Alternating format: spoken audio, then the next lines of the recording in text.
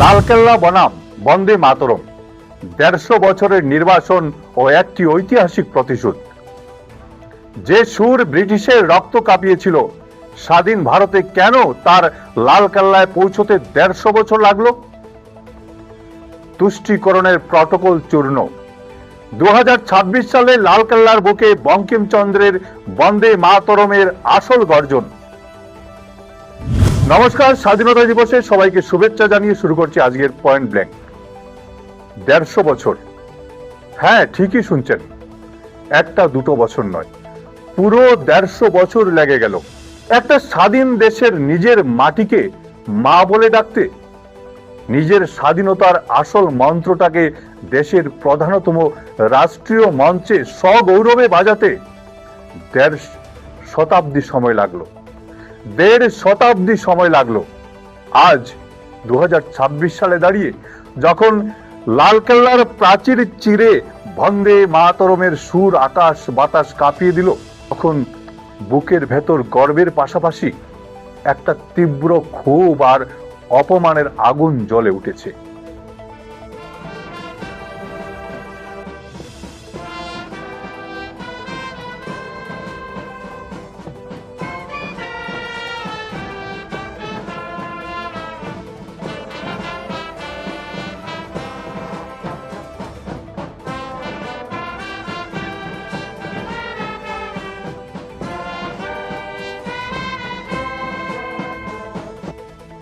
কেন এত সময় লাগলো? ১৯৫২ সালে কেন হলো না? ১৯৭২ সালের বিজয় উৎসবে কেন বাজলো না? এমনকি স্বাধীনতার সুবর্ণ জয়ন্তীতেও কেন দিল্লির দরবার এই গানকে লালকেল্লার মূল মঞ্চের বাইরে আটকে রেখেছিল? ১৮৭৫ সালে বঙ্কিমচন্দ্র চট্টোপাধ্যায়ের কলম থেকে যখন এই দুটো শব্দ বেরিয়ে এসেছিল, তখন তা কেবল কোনো সাহিত্য ছিল না, ওটা ছিল একটা জ্বলন্ত আগ্নেয়গিরি। এই একটা গানকে স্তব্ধ করতে ব্রিটিশরা আইন এনেছিল। এই একটা স্লোগান দেওয়ার অপরাধে দেশপ্রেমিকদের পিঠের চামড়া চাবুক মেরে তুলে নেওয়া হয়েছিল। ফাঁসির মঞ্চে দাঁড়িয়ে ক্ষুদিরাম এই গান গেয়েছিলেন। সেলুলার জেলের দেওয়ালে নখ দিয়ে এই গান লিখেছিলেন বিপ্লবীরা। আর নেতাজি সুভাষচন্দ্র বসুর আজাদ হিন্দ ফৌজ এই গানের গর্জন করতে করতে দিল্লির লালকেল্লার দখলের স্বপ্ন দেখেছিল। অথচ কি নির্মম পরিহাস!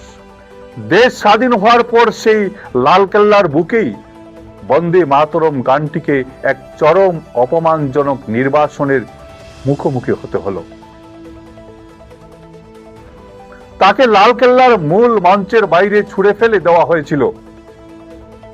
দূরদর্শনে অনুষ্ঠান শুরুর সময় বা মাঝে মধ্যে সংসদের অধিবেশনে গানটি বাজিয়ে প্রতি বছর সরকারি দায় সারা হতো ঠিকই, কিন্তু লালকেল্লার বুক চিরে যে সুর সারা দেশের শিরার রক্ত প্রবাহ বাড়িয়ে দিতে পারত, তাকে সুকৌশলে আড়ালে রাখা হয়েছিল।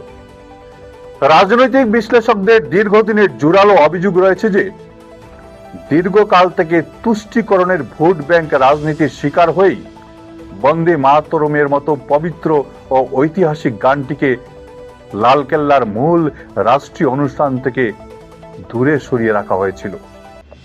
কোন বিশেষ সম্প্রদায়কে খুশি করার রাজনৈতিক স্বার্থে এবং এক শ্রেণীর তুষণকামী মানসিকতার জেরে জাতীয় আবেগের এই মূল সুরটিকে এড়িয়ে যাওয়ার প্রবণতা চলেছে দশকের পর দশক ধরে। ইতিহাস চেপে রাখার এই নোংরা খেলা চলছে বছরের পর বছর ধরে।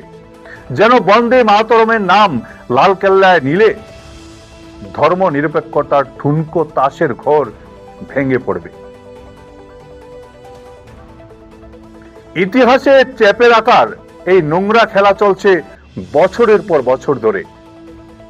যেন বন্দে মাতরমের নাম লালকেল্লায় নিলেই ধর্ম নিরপেক্ষতার ঠুনকো তাসের ঘর ভেঙে পড়বে। ভোট ব্যাংকের সমীকরণকে অক্ষুণ্ণ রাখতে জাতীয় চেতনার এই মহান স্লোগানকে পরিকল্পিতভাবে প্রান্তিক করে রাখা হয়েছিল। কিন্তু ইতিহাস কোনো চিরস্থায়ী বন্দোবস্ত নয়। ইতিহাস তার ঋণ সুদে আসলে ফেরত নেয় এবং ঠিক সময় মতো এক চরম মহাকাব্যিক প্রতিশোধ সম্পূর্ণ করে। 1875 থেকে 2026, আজ যখন বঙ্কিমচন্দ্রের বন্দে মাতরম সৃষ্টির ঠিক 150 বা 150 বছর পূর্ণ হলো, তখন ভারতের বুকে এক নতুন রাজনৈতিক সদিচ্ছার উদয় ঘটল। ভেঙ্গে গুড়িয়ে দেওয়া হলো আমলাতন্ত্রের সেই পুরনো জং ধরা ছক, উপড়ে ফেলা হলো তুষ্টিকরণের সেই দাসত্বমূলক প্রটোকল। 2026 সালের আজকের এই স্বাধীনতা দিবসের ঐতিহাসিক মুহূর্তে লালকেল্লার প্রাচীর সাক্ষী থাকলো এক যুগান্তকারী ইতিহাসের। কোনো লুকোছাপা নয়, কোনো পেছনের দরজা দিয়ে নয়, বরং ভারতের সার্বভৌমত্বের প্রধানতম মঞ্চে দাঁড়িয়ে এবার পূর্ণ রাষ্ট্রীয় মর্যাদায় সগৌরবে বাজিয়ে শোনানো হলো বন্দে মাতরম। যে লালকেল্লার ভেতরে একদিন আজাদ হিন্দ ফৌজের বীর সেনাদের বন্দী করে বিচার করেছিল ব্রিটিশরা, আজ সেই লালকেল্লার আকাশ বাতাস কাঁপিয়ে কোটি কোটি ভারতীয়র হৃদয়ে ঢেউ তুলল বঙ্কিমচন্দ্রের সেই আদি মন্ত্র বন্দে মাতরম। এই 150 বছরের দীর্ঘ পথ আসলে ভারতের আত্মপরিচয় ফিরে পাওয়ার এক কঠিন লড়াইয়ের ইতিহাস। এটি আজ প্রমাণ করে দিল যে ক্ষমতার চেয়ারে বসে হয়তো সাময়িকভাবে ভোট ব্যাংক বা তুষ্টিকরণের খাতিরে দেশের আসল আবেগকে দমিয়ে রাখা যায়, কিন্তু যে গান দেশের মাটিতে মিশে আছে তাকে চিরকাল লালকেল্লার বাইরে আটকে রাখা সম্ভব নয়। আজ লালকেল্লায় বন্দে মাতরমের এই জয়ধ্বনি কেবল একটি গানের পরিবেশনা নয়, এটি হলো ভারতের নিজের শিকড়ে, নিজের বীরত্বের ইতিহাসে গৌরবে ফিরে আসার এক চূড়ান্ত এবং মহাকাব্যিক ঘোষণা। বন্দে মাতরম। আপনারা ভালো থাকুন, সুস্থ থাকুন। ভিডিও সম্পাদনায় আমার সঙ্গে ছিলেন বঙ্কিম সোনার। নমস্কার।